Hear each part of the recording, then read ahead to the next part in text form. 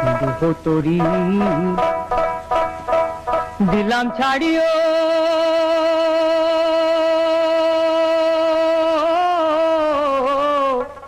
गुरु CV ശ്രീരാമന്റെ വാസ്തുഹാര G Aravindan തിരക്കഥ എഴുതി സംവിധാനം ചെയ്ത് മലയാള സിനിമയ്ക്ക് പരിചയപ്പെടുത്തി. രവീന്ദ്രനാഥാണ് ചിത്രത്തിൻ്റെ നിർമ്മാതാവ്. ഒരു അഭയാർത്ഥി ക്യാമ്പാണ് സിനിമയുടെ പശ്ചാത്തലം. ക്യാമ്പിലെ അഭയാർത്ഥികളായ കർഷകരെ ആൻഡമാൻ ദ്വീപിലേക്ക് എത്തിക്കുക എന്നതാണ് റെഫ്യൂജി ഓഫീസറായ വേണുവിൻ്റെ ജോലി. അഭയാർത്ഥികളുടെ നിലയ്ക്കാത്ത ഒഴുക്ക് കണ്ട് ഭയന്ന അധികാരി വർഗം പറഞ്ഞു, ഇവർ വിദേശികളാണ്, ഇവരെ അതിർത്തിക്കപ്പുറത്തേക്ക് തിരിച്ചയക്കുക, ജനഹിതം നടക്കട്ടെ. പശ്ചിമ ബംഗാൾ ജനത പക്ഷേ ഈ ഉപദേശം ചെവിക്കൊണ്ടില്ല. അവർ ചോദിച്ചു, നാടിനെ പങ്കിടാൻ നേരത്ത് നിങ്ങൾ ജനഹിതം ആരായാഞ്ഞതെന്തേ? ഇവർ വെറും അഭയാർത്ഥികളല്ല, നിങ്ങൾ കാരണം വസ്തു അപഹരിക്കപ്പെട്ടവർ, വാസ്തുഹാരകൾ.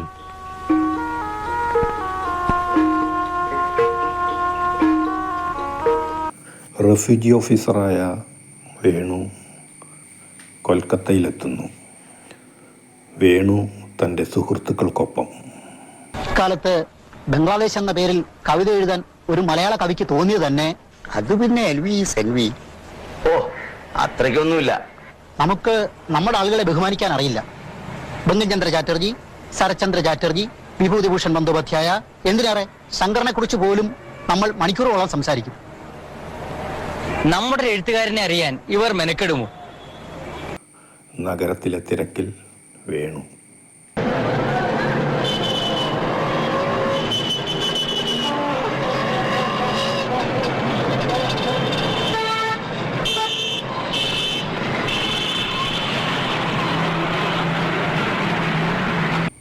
തന്നെ കാണാനെത്തിയ ആ സ്ത്രീയെ തനിക്കെവിടെയോ പരിചയമുള്ള പോലെ അയാൾക്ക് തോന്നുന്നു.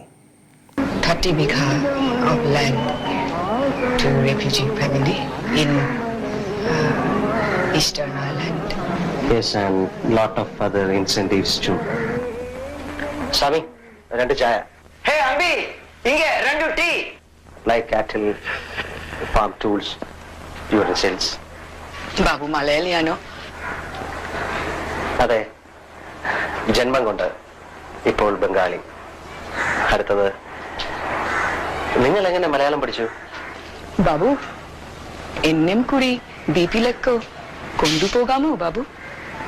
ഞാനും ഒരു അഭയാർത്ഥിയാണ്. നിങ്ങൾ കർഷകരാണോ? ജാതി? ജാതിയിൽ കായസ്ഥ, കൃഷിക്കാരല്ല. ഈ പ്രോജക്റ്റ് നൊമോ ശൂദ്രരെ മാത്രം ഉദ്ദേശിച്ചിട്ടുള്ളതാണ്. ഷെഡ്യൂൾഡ് കാസ്റ്റിൽപ്പെട്ട കൃഷിക്കാരെ മാത്രം ഉദ്ദേശിച്ചു.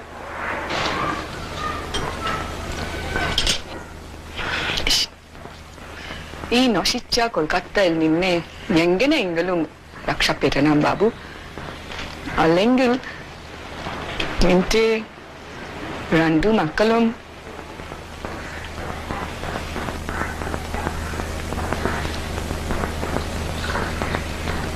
ചായ കഴിക്കും.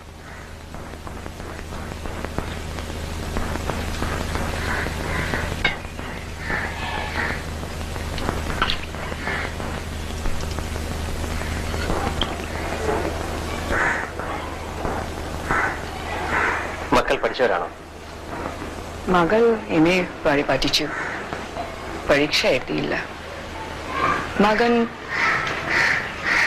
പോളിടെക്നിക്കൽ.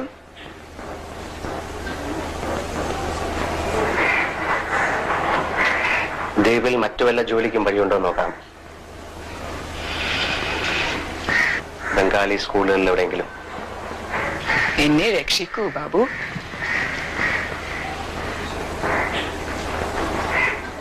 എന്തെങ്കിലും വഴിയുണ്ടാവും. സമാധാനമായിട്ട് പോകും.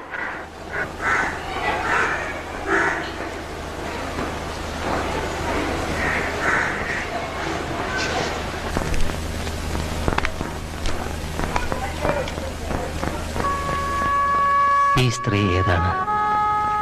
പണ്ടെങ്ങോ കണ്ടുമറന്ന ഒരു രൂപം തെളിവാർന്നു വരുന്നത് പോലെ. പക്ഷെ എന്നാണ്? ഇവിടെ വെച്ചായിരുന്നു.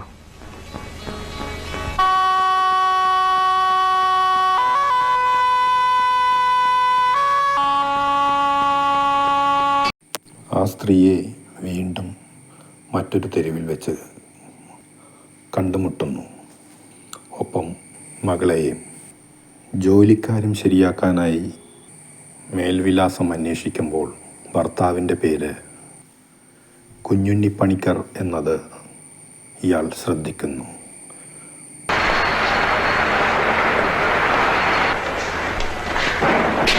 നമസ്കാരം. ക്ഷമിക്കണം ബാബു, പെട്ടെന്ന് ഓർമ്മ വന്നില്ല. সেদিন তোকে বলেছিলাম না আন্দামান থেকে আসা এক রেফিউজি অফিসারের কথা? এন্ডে মাগাল Damayanti. I hate Kerala people. Cowards, opportunists. How can you say that? You know, most of our revolutionary leaders are from Kerala. That is why revolution is so far off in this country. Kerala people come to Calcutta, be with the revolution for a few days, manage a job somehow, over. The revolutionary fervor is over. Careerists. হ্যাঁ, সবাইকে তোর মতো হতে হবে, তাই না? കോളേജിൽ strike ഉണ്ടാക്കി എന്നെ എഴുതിയില്ല. എത്ര പേരുടെ കാലു പിടിച്ചാണെന്ന് ബാബു ഒരു ടീച്ചറുടെ ജോലി തറപ്പെട്ടിട്ടില്ല. പറയുന്നത് എന്താ? I want to work only in a liberated India. അവളൊരു പാവമാണ് ബാബു, ക്ഷമിക്കും. ഈ കുട്ടി പറയുന്നതിലും സത്യമുണ്ട്. അന്നെ പറഞ്ഞ ജോലിക്കാരെയും ഒന്ന് തിരക്കാമോ ബാബു? ആ, തീർച്ചയായും.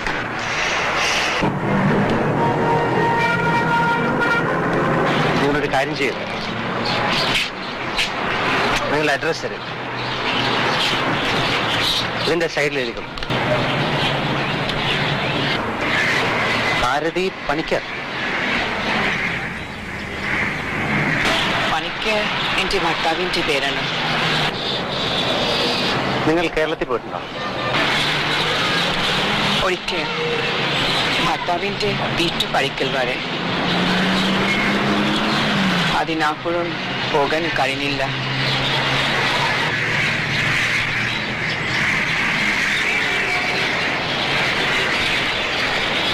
ഭർത്താവിന്റെ പേരെന്താ? കുഞ്ഞുണ്ണി പണിക്ക്.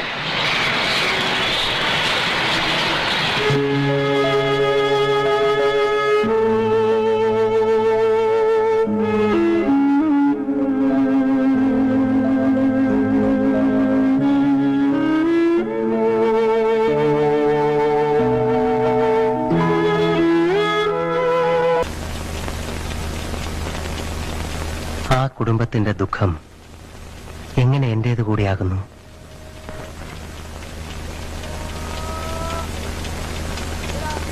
കുഞ്ഞുണ്ണി പണിക്കർ. ഈ കുഞ്ഞുണ്ണി പണിക്കർ പണ്ട് നാട് വിട്ടുപോയ അമ്മാമ്മ തന്നെ ആണെന്ന് വരുമോ?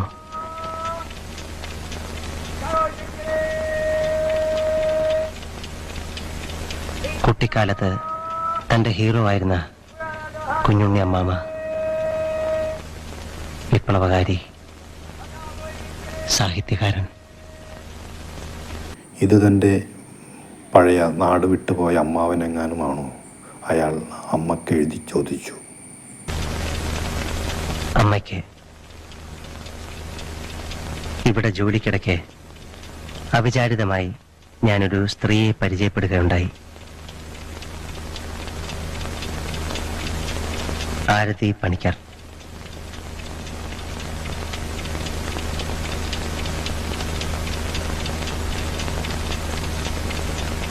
കുഞ്ഞുണ്ണി അമ്മാമ്മയുടെ വിധവയെ. നാട്ടിലെത്തിയ വേണു അമ്മയെ കാണുന്നു. അവരെവിടെ? ആരെ? കുഞ്ഞുണ്ണിയുടെ ഭാര്യയും മക്കളും. ഞാൻ ആരെയും കൊണ്ടല്ല വന്നത്. കുഞ്ഞുണ്ണി അമ്മാവിന്റെ സ്വന്തം പേരിലുള്ള സ്വത്തിന്റെ കാര്യമോ? കുഞ്ഞിനിയുടെ പേരിലുള്ള പറമ്പ് എന്റെ കൈവശ. അത് കണ്ട അവലക്ഷണങ്ങൾക്ക് കൊടുക്കാൻ കിട്ടുന്ന നിരീക്കണ്ട. നിലം ഭവാനിയമ്മയുടെ കൈവശാണ്. അറ്റ കൈക്ക് ഉപ്പ് വയ്ക്കാത്തവള് നിലം വിട്ടു കൊടുക്കി. വേണു ഭവാനിയെ കാണുന്നു. നീ ആരതിയെ കണ്ടോ? കണ്ടു. ഇരിക്കു വേണു. ആ. നീ നിയമം പഠിച്ചവനല്ലേ, പറയൂ, ആ സ്ഥലം ഞാൻ ആരതിക്ക് വിട്ടുകൊടുക്കണം?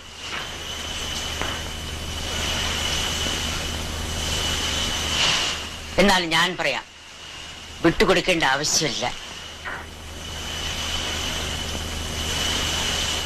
പക്ഷേ ഞാനൊരുക്കാണ്.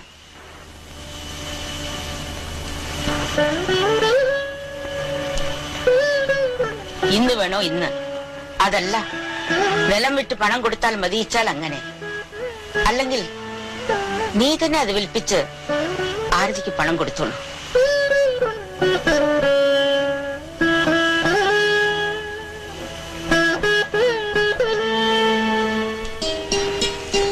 ആ, ഇത് ആരതിയുടെ മകൾക്ക് ദമയന്തി എന്നല്ലേ പേര്? അതെ. കൊൽക്കത്തയിൽ തിരിച്ചെത്തിയ വേണു ആരതി പണിക്കരെ കാണുന്നു. ശക്തമായ ഒരു സ്ത്രീ കഥാപാത്രത്തെയാണ് ആരതി പണിക്കരിലൂടെ മലയാള സിനിമയ്ക്ക് ലഭിക്കുന്നത്. വരൂ.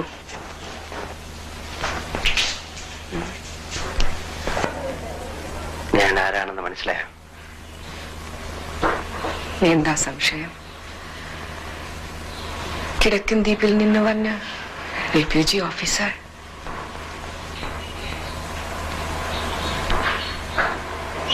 ഞാൻ കുഞ്ഞുണ്ണി പണിക്കരുടെ സഹോദരിയുടെ മകനാണ്.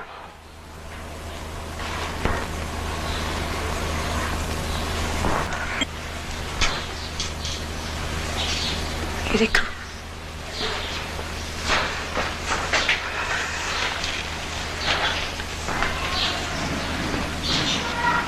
ഏത് സഹോദരിയുടെ? ദേവകിയുടെ. ദേവകിക്ക് ആൺകുട്ടി ഒന്നല്ലേ ഉള്ളൂ? വേണു? അതെ, ഞാനാണ് വേണു.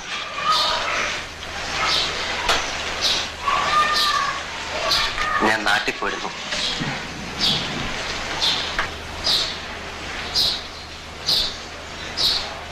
എന്താ പെട്ടെന്ന് നാട്ടിലേക്ക്? അമ്മായിക്ക് ന്യായമായിട്ട് കിട്ടാനുള്ള സ്വത്തിന്റെ കാര്യം.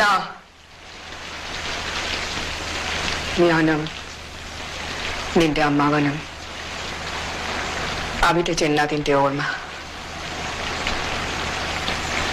ഇന്നലെ നാട്ടുന്നതുപോലെ എന്റെ മനസ്സിലുണ്ട്.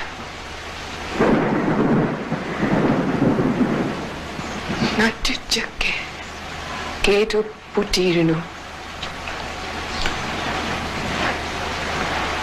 ഒരു പറ്റം പ്രായമായവർ മുറ്റത്ത് നിന്ന് കളി തുള്ളുന്നു. ജനാലകളിലൂടെ സ്ത്രീകളും കുട്ടികളും എത്തി നോക്കുന്നു. ഞങ്ങൾ മടങ്ങിപ്പോന്നു.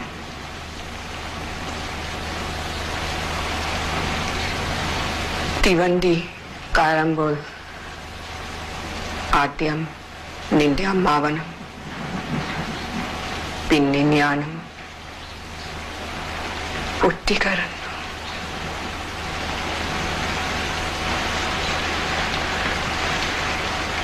ആ കാലത്തായിരുന്നു ഇന്ത്യ വിഭജനം.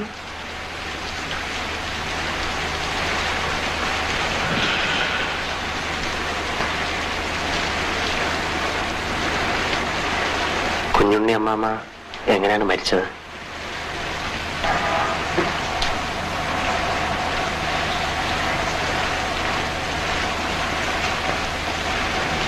റെഫ്യൂജി ക്യാമ്പിൽ വച്ച് കൊലേറ പിടിച്ച് 2 വയസ്സായ ദമയന്തിയും ഞാനും തനിച്ചായി. ഞാൻ അന്ന് ഗർഭിണിയായിരുന്നു. ക്യാമ്പിൽ പിച്ച തെണ്ടിയാണ് ഞാൻ നിന്റെ വീട്ടുകാർക്ക് കമ്പി അടിച്ചത്.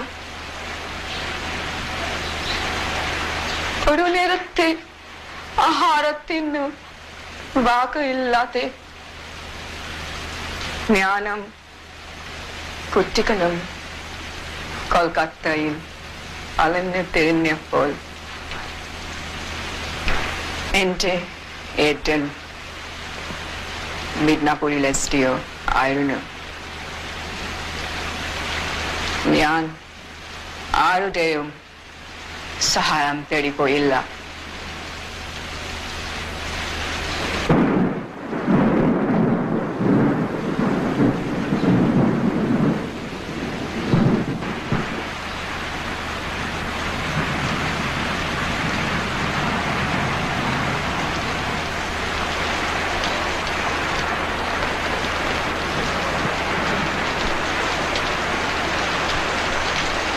രേഖകൾ സ്വന്തം പേരിലാണെങ്കിലും എല്ലാം വിട്ടുതരാമെന്നാണ് ഭവാനിയമ്മായി പറഞ്ഞത്.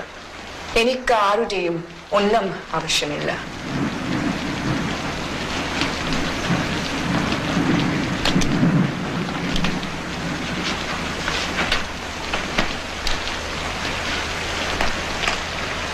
ഞാൻ പോട്ടെ അമ്മായി. പോകാൻ സ്വത്ത് മാത്രമാണ് ഞാൻ വേണ്ടെന്ന് പറഞ്ഞത്. നിന്നോടുള്ള ബന്ധമല്ല. അതെനിക്ക് എന്നും വേണം. വലിയ ജോലി തിരക്കിനിടയിൽ ഒന്നുകൂടി വന്നതാണ്. നീ ഭക്ഷണം കഴിച്ചിട്ട് പോയാൽ മതി.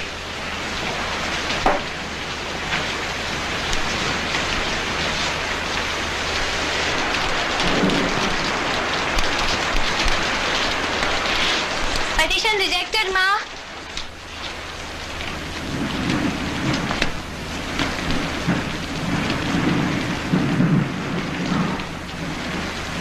Namaskar.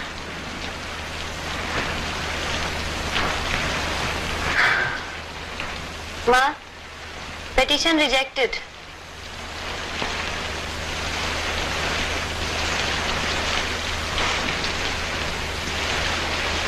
খুকি, তুই দেখ, তোর জীবনে প্রথম তোর বাবার বাড়ির একজনকে দেখ। তোর বাবার নিজের বোনের ছেলে।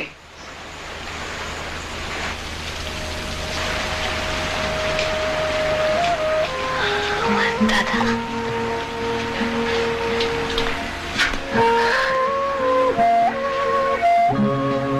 What's the case against you? Why should I say it to a Malayali bureaucrat? You're naughty. You know, in Kerala, you would have been my Murappanam. What is this Murappanam? There a girl is destined to marry her uncle's son. Suppose she doesn't like him? There is no option. Well, if a girl has more than one cousin, she's supposed to marry all of them. চুপ কর।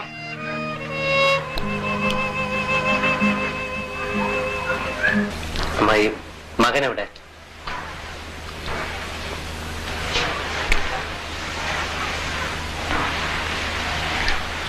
അവൻ ഒളിവിലാണ്.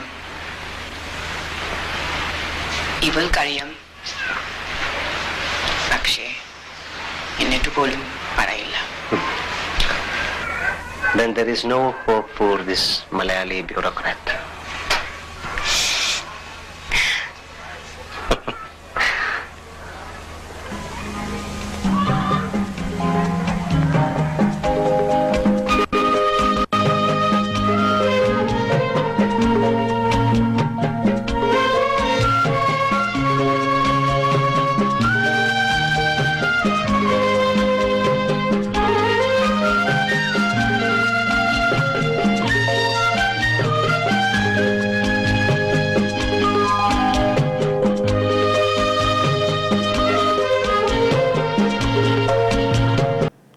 അന്ന് വേണു ഇവരുമായി 2-3 തവണ കണ്ട് സംസാരിക്കുന്നു. ഇതൊരു പശ്ചാത്തല സംഗീതത്തിൽ മാത്രമാണ് കാണിക്കുന്നത്. ആ സംഗീതമാകട്ടെ അത്രയ്ക്കങ്ങ് നന്നായി തോന്നിയില്ല. കുറെ കൂടി നന്നാകാമായിരുന്നു എന്ന് തോന്നി. മാത്രമല്ല ആ കണ്ടുമുട്ടലുകളിൽ സംഭാഷണങ്ങൾ കൊടുത്ത് ചെയ്യുന്നതായിരുന്നു നല്ലതെന്നും തോന്നി. വേണു പിന്നീട് കുഞ്ഞുണ്ണിമാമൻ്റെ മകനെയും കാണുന്നു.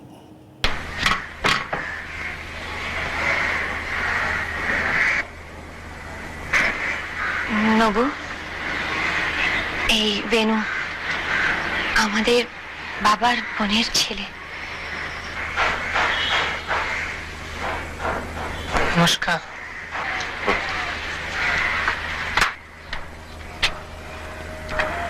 I just want to see you.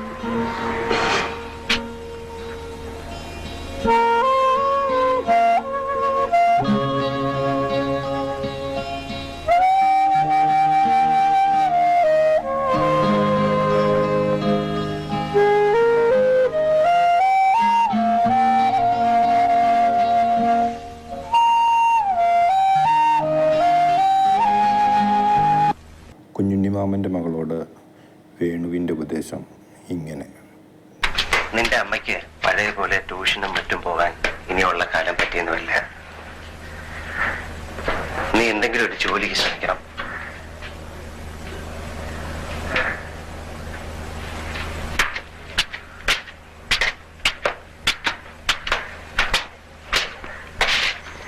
സ്നേഹമുള്ളവരുടെ ഉപദേശം എല്ലാ കാലത്തും റിയാക്ഷണറി ആയിരിക്കും ദമയന്തി. ഇതൊരു പ്രപഞ്ച സത്യമാണ്.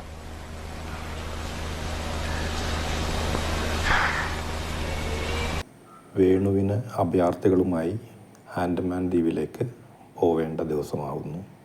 വേണു ഇവരെ പിരിഞ്ഞ് കപ്പലിൽ അഭയാർത്ഥികളുമായി യാത്രയാകുന്നു.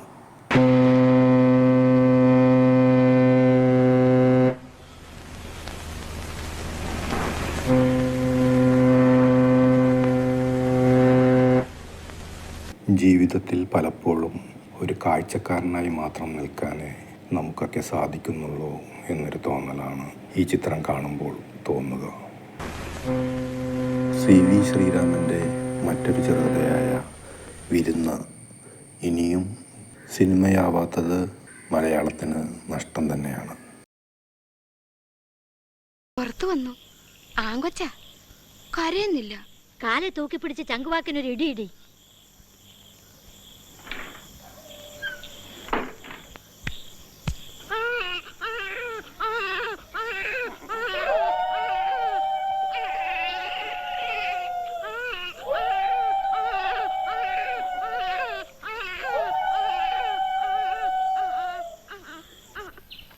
ഓം ഹരിശ്രീ ഗണപതേ നമഃ. സൂര്യാദി സർവഗ്രഹേഭ്യോ നമഃ. ആഭിവാദ്യം ഗുരുനാഥോ ഗണേശം ശ്രേഷ്ഠദേവതാം. സൂര്യാദികാൻ ഗ്രഹാൻ സർവാനീര്യത്തെ ജാതകാൻ ബുധാൻ. ശീർഷോദയാഖ്യോ യതി ലഗ്നരാശി മൂർധാർഭകസ്യ പ്രഥമം പ്രദൃഷ്ട. പൃഷ്ഠോദയശ്ചേ ചരണപ്രസൂതൗ